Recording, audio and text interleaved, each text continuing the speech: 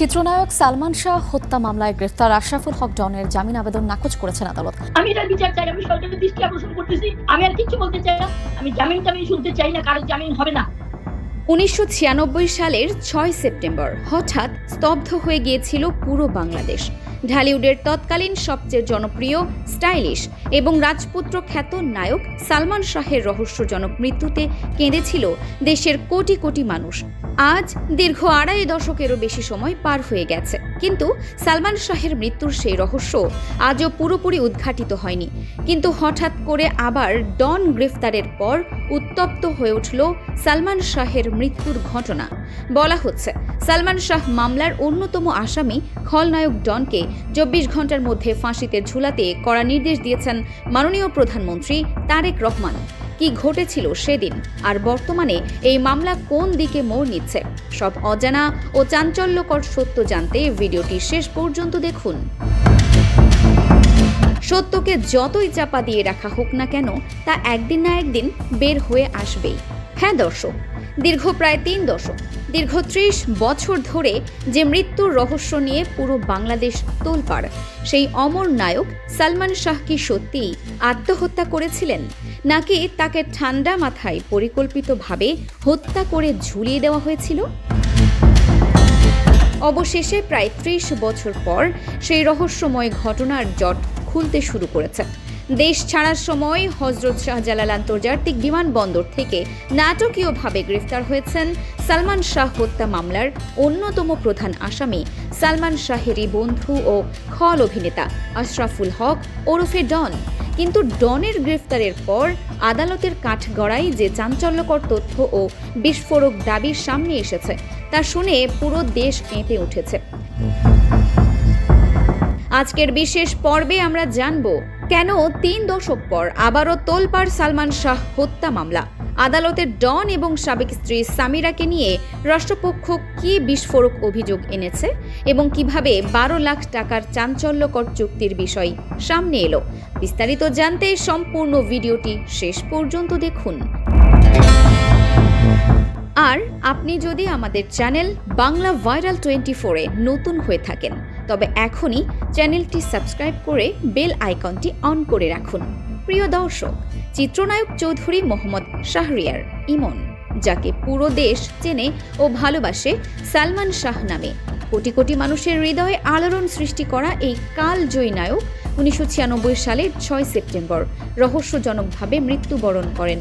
সে সময় তার এই অকাল মৃত্যুকে আত্মহত্যা বলে চালিয়ে দেওয়ার চেষ্টা করা হলেও শুরু থেকেই প্রশ্ন তুলেছিলেন তার পরিবার, ভক্ত ও সাধারণ মানুষ।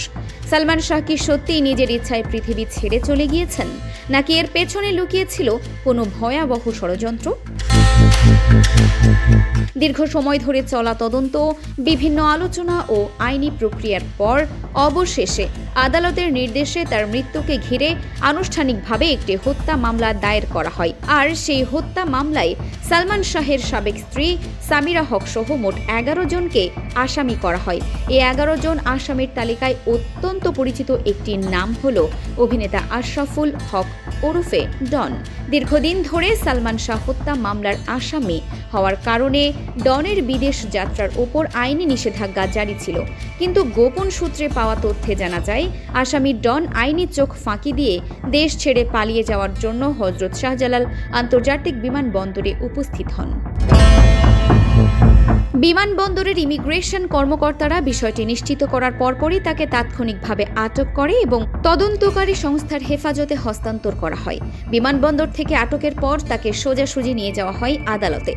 আদালতে উপস্থিত হয়ে তদন্তকারী কর্মকর্তা স্পষ্ট জানান, ডন সহ অন্যান্য আসামিরা পরস্পর যোগসাজশে সালমান শাহকে নির্মমভাবে হত্যা করেছেন বলে মামলার এজাহারে সুনির্দিষ্ট অভিযোগ রয়েছে।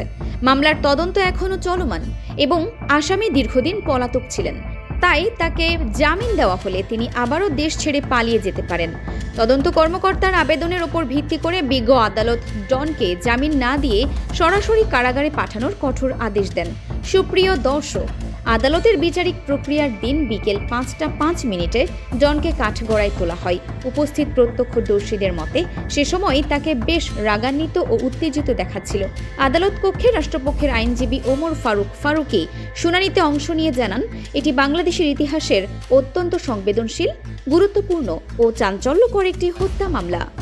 শুনানিকালে রাষ্ট্রপক্ষ সালমান শাহের মৃত্যুর রাতের সেই ভয়াবহ ঘটনার বিস্তারিত বিবরণ তুলে ধরে। তারা আদালতে অভিযোগ করেন, ঘটনার দিন সালমান শাহের পরিবারের সদস্যরা ইস্কাটনের বাসায় তার সাথে দেখা করতে এসেছিলেন, কিন্তু রহস্যজনকভাবে পরিবারের সদস্যদের ভেতরে ঢুকতে দেওয়া হয়নি। পরবর্তীতে গভীর রাতে প্রোডাকশন ম্যানেজারের কাছ থেকে খবর পেয়ে পরিবারের লোকেরা যখন ভেতরে যান তখন সালমান শাহকে ঝুলন্ত অবস্থায় দেখতে পান। তবে সবচেয়ে বড় বোমাটি ফোটে আদালতের পরবর্তী চাঞ্চল্যকর তথ্যে। রাষ্ট্রপক্ষের বক্তব্য অনুযায়ী এই মামলার আরেক আসামি রেজভি আহমেদ ওরফে ফরহাদের জবানবন্দিতে উঠে এসেছে এক গা শিউরে ওঠার মতো তথ্য। তারা দাবি করেন, আসামি ডনের সাথে সালমান শাহের সাবেক স্ত্রী সামিরা হকের অনৈতিক সম্পর্কের বিষয় এবং ডন, ফারুক ও রেজভি মিলে মাত্র 12 লাখ টাকার চুক্তিতে সালমান শাহকে পরিকল্পিতভাবে হত্যা করার চক্রান্ত করছিলেন। অভিযোগে আরও বলা হয়, সালমান শাহকে প্রথমে ড্রাগ বা ওষুধ দিয়ে অচেতন করা হয়েছিল এবং পরবর্তীতে সেই হত্যাকে আত্মহত্যা হিসেবে চালিয়ে দেওয়ার জন্য ঝুলিয়ে রাখা হয়।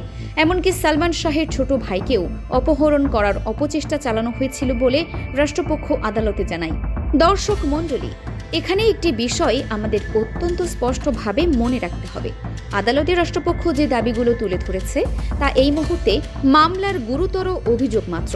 আইন অনুযায়ী কোনো অভিযোগ আদালতে চূড়ান্তভাবে প্রমাণিত না হওয়া পর্যন্ত কাউকেই অপরাধী বলা যায় না। সালমান শাহের মৃত্যুর আসল সত্য নির্ধারণ করবে চলমান তদন্ত ও চূড়ান্ত বিচারিক প্রক্রিয়া।